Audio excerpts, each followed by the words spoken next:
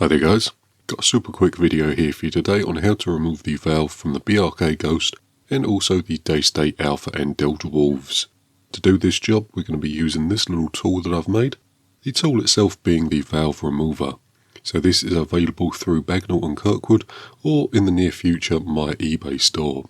With that said, we'll get straight into it, and the first thing we need to do is degas the rifle entirely. So we're going to be doing that by removing the bottle. Then on the Ghost it's nice and easy as we can remove the regulator gauge. On the Alpha and Deltawolves you will have to dry fire the rifle until the plenum is completely out of air, but once the hissing's stopped I'm going to be doing the gauge back up nice and tightly, and that's just so it doesn't get forgotten at a later date. So with that said, the next thing we can do is remove the back half of the rifle, and to start off with we'll remove the cheek piece using a 2.5mm Allen key. Slide that off, and then we can remove the trigger by loosening and removing these two bolts in the bottom here, again using the same 2.5mm Allen key. With that done we can flick the rifle up and give the trigger a little tug, and the trigger cassette should fall out the bottom. With that done we can use a 3mm Allen key to remove this grub screw in the rear block. And then again using a 3mm Allen key we can remove the 4 bolts that secure the rear half of the rifle onto the main block. With that done we should be able to just slide the rear block off the rifle and stick that safely over to one side.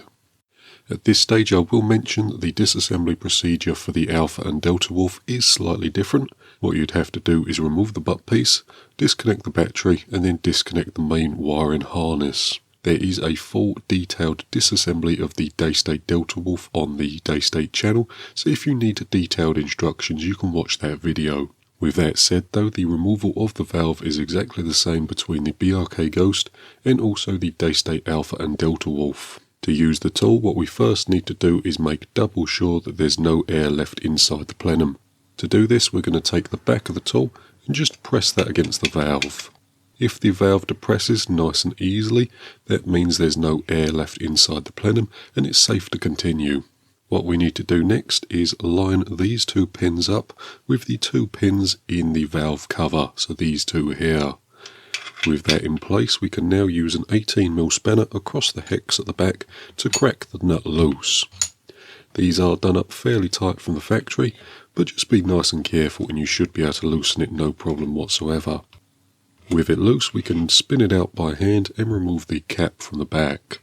Now if we take a look at the cap here, this does have an O-ring on it. This may either stay in the rifle or come out with the valve cap. I have seen both, but there we have it. To remove the valve from the rear of the rifle we can use the tool once more. The first thing we need to do is remove this little set screw from the side of the tool, put that safely to one side, and then line up this hole in the side of the tool with this flat in the side of the valve. Once that's done we can take our set screw once more and then install that into the threaded hole. Tighten that up onto the side of the valve. Doesn't need to be done up gorilla type, just snug enough will do. Next thing we can do is put our fingers through the tool like so and use our thumb as a pressure point and pull the valve out the rear of the rifle nice and carefully. So there's the valve removed from the rear of the rifle. Whilst the valve's out I will very briefly show you how to separate the 2 halves of the valve. So to begin with we just push the 2 pieces together, then rotate this clip round until it aligns with the cutout in the side. Once that's done the 2 pieces will just fall apart, but as you can see there it's nice and simple. With the 2 halves apart you can see the points of the valve. We have the rear half here, the valve spring, and then the valve pin in the end there. It's nice and easy, you could use a set of pliers to pull that out, but we'll just put it back together. Like so. With that done, the reinstallation procedure for the valve is pretty much the exact same thing, just in reverse. So the first thing we'll do is take our valve, get that put into our tool, then get the grub screw done up onto the flap. With that done, we'll align the transfer port in the top of the valve with the top of the block. The other thing that I'll mention is that these two lugs here need to key into the block. So just be aware of that as you push the valve through. The next thing we'll do is just add a small amount of silicone grease to these external O-rings. Then we can get that pushed into place. Again, lining up the transfer port with the top of the block, pushing the valve through nice and carefully,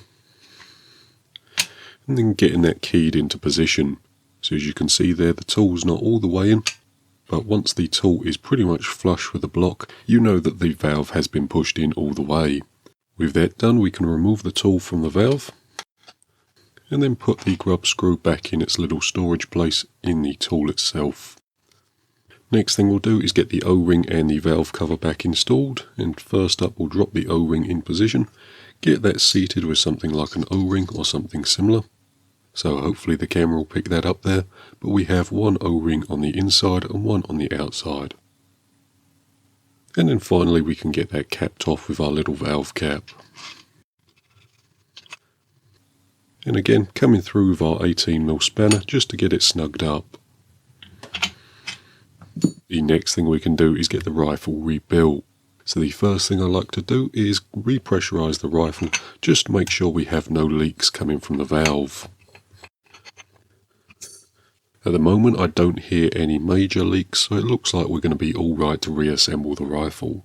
The next thing we'll do is put the back half of the rifle back on, and that just slides into position like so, and then we can flip that over and get that secured using the 4 securing screws. Next up we can get the grub screw installed into the side of the rifle. Again, getting that done up with a 3mm Allen key. Next we'll install the trigger. So the trigger cassette has this latch on the front here, and that needs to be aligned with the front of the rifle. So we'll flip the rifle up, install the trigger, and then we can get that secured using the 2 securing screws. Finishing that off by sliding the cheek piece back on, then securing it using the 2 grub screws. With that said, that's pretty much going to do it for this particular video on my new valve removal tool. The tool itself is available through Bagnall & Kirkwood and in the near future through my eBay store direct, but if you want one now, they're available on Bagnall & Kirkwood's site. With that said guys, I hope this video has been useful, thank you very much for watching, and we'll see you in the next one.